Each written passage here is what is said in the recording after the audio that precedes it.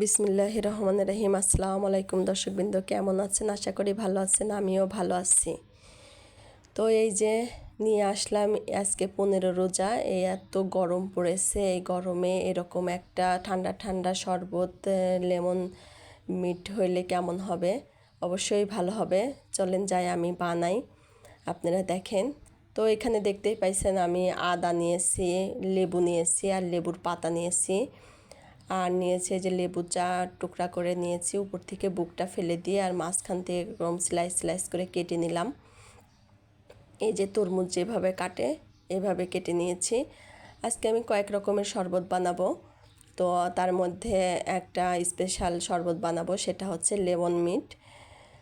তো আমি তো বানানোর জন্য সব উপকরণ এখানে নিয়ে নিয়েছি, আর লেবুগুলো এরকম করে কেটে নিলাম, উপরের বুক ফেলে দিয়ে মাঝখান থেকে এরকম করে কেটে নিলাম। অনেকে এরকম করে নেয়, অনেকে রস নেয়, আপনাদের যেরকম সুবিধা। তো এই তো আমি নিয়ে নিয়েছি পরিমাণ মতো। তো আমি বানাবো 2 গ্লাস, তো আমি 2টা লেবু নিয়েছি, আর আমি এই পাতাগুলো সুন্দর করে কুচি কুচি করে কেটে নেব আর কি। আমিও এটা ভিডিওতে দেখেই নিয়েছি, যারা মিলিয়ন মিলিয়ন ভিউ পেয়েছে তাদের থেকে শিখে নিলাম। আমি আগে কখনো বানাইনি যেহেতু। আর আপনারা যখন সার্ভ করবেন তখন অবশ্যই বরফ কুচি দিয়ে নেবেন, দেখি কেমন হয়। চলেন, তো লেবুর পাতাগুলো কুচি কুচি করে কেটে দিলাম, আর এখানে আদাটাও এরকম করে অর্ধেকটাও কুচি কুচি করে কেটে নেব। এই তো আমি আদাটাও কুচি কুচি করে কেটে নিচ্ছি। এই তো আমার আদা কুচি কুচি করে কাটা হয়ে গেছে, আমি সবটুকুই দিয়ে দেব এখন ব্লেন্ডারের মধ্যে। আর এখানে আমি কিছু দেব, যেটা হচ্ছে স্পেশাল আর সবচেয়ে প্রধান উৎস, সেটা হচ্ছে পুদিনার পাতা। তো এখানে আমি পুদিনার পাতাটাও দিয়ে নিচ্ছি। আমি সুন্দর করে ফ্রেশ ফ্রেশ পুদিনার পাতাগুলো ছিঁড়ে নিচ্ছি। এটাই আমি দিয়ে দেব আমার পরিমাণ মতো, আপনারা আপনাদের পরিমাণ মতো দিয়ে নেবেন, যার যতটুকু বানাবেন, যতটুকু যেমন খান। পুদিনার পাতা খুবই সুস্বাদু একটা পাতা, আর খুবই ঘ্রাণ। অনেকেরই পছন্দ, অনেকেরই পছন্দ না, তো যার যার পরিমাণ মতন দিবেন। তবে এই পাতাটা এই পাতার প্রেমে পড়েছেন সেই বুঝবেন, খুবই সুন্দর একটা ঘ্রাণ আর সুস্বাদু একটি পাতা। এই পাতার অনেক গুণ আছে, যেমন মাথা ব্যথা হলে এই পাতার শরবত খাইলে মাথা ব্যথা সেরে যায়, বা এই পাতাটা বেটে মাথায় লাগাইলে মাথা ব্যথা সেরে যায়, এবং দাঁত ব্যথা হলেও এই পাতাটা শরবত বা চাবিয়ে খেলে দাঁত ব্যথাও কমে যায়। এখানে আমি কিছু পরিমাণ মতো শসা নিয়েছি, খোসা সহ। সবুজ একটু বেশি হওয়ার জন্য আমি সামান্য একটু দিলাম, গোলমরিচের গুঁড়া দিলাম শরবতটা টেস্ট হওয়ার জন্য।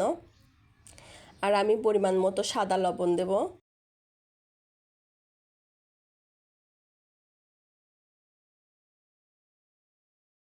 আর আমি একটু বিট লবণ দিব। আর পরিমাণ মতো চিনি আমি পরে দেব, এখন দেব না। তো আমি এখন পানি দিয়ে নিলাম, নিয়ে এখন আমি ব্লেন্ড করে নেব।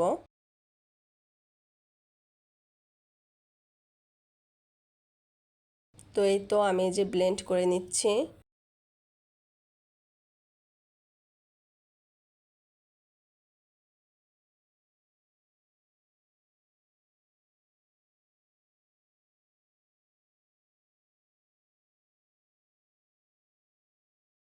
তো সব কিছু একটু আস্তে আস্তে হয়েছে, যার কারণে আমি একটু করে নিলাম, বেশি টাইম দিয়ে ব্লেন্ড করলাম।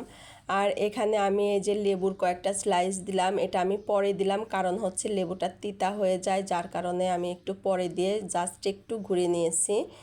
আপনারাও তাই করবেন, কারণ লেবু এভাবে দিলে তিতা হয়। তো এই তো আমার হয়ে গেছে, আমি এই যে শরবতটা সেঁকে নিচ্ছি।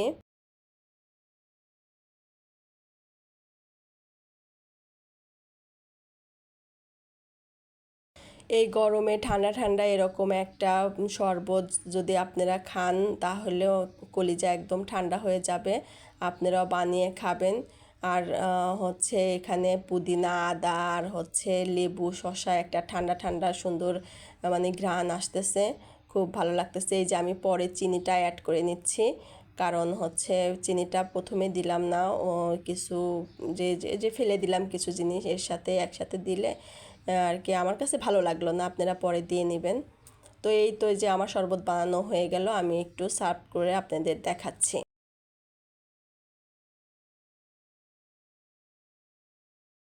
আজকে 15 রোজা, আর একটু গরমই পড়ে গেছে। তো আপনারা এরকম করে শরবত বানিয়ে খাবেন, অবশ্যই ভালো লাগবে। একদম কলিজা ঠান্ডা হয়ে যাবে। আর সবাই মার্কেট যাবেন, মার্কেটে গেলে তো অনেকেরই খুবই লাগবে, খারাপ লাগবে, সে এরকম এক গ্লাস শরবত আপনারা যদি খান খুবই ভালো লাগবে। তো বানিয়ে খাবেন বা বানিয়ে রেখে যাবেন ফ্রিজে, এসে আপনারা এরকম শরবত ফ্রিজ খুলে পেলে একদম কলিজা ঠান্ডা হয়ে যাবে। আর আপনারা যখন এটা খাবেন বা সার্ভ করবেন তখন অবশ্যই কয়েকটা বরফ কুচি দিয়ে নেবেন। তো আপনারা সকালবেলায় এরকম এক গ্লাস শরবত বানিয়ে ফ্রিজে রেখে তারপরে মার্কেট যাবেন, এসে আর কি ইফতারির সময় এরকম একটা শরবত পেলে একদম খুব ভালো লাগবে। তো বানিয়ে খেয়ে দেখবেন কেমন হয়েছে, অবশ্যই কমেন্ট করে জানাবেন। আর আমি যে খেয়ে দেখলাম, আমি তো এটা ইফতারির পর খেয়েছি। তো যাই হোক, ভালো থাকবেন, সুস্থ থাকবেন, অবশ্যই আমার চ্যানেলের সাথে থাকবেন আর ভালোবাসা দিয়ে যাবেন। কেমন হয়েছে কমেন্ট করে জানাবেন। আল্লাহ হাফেজ।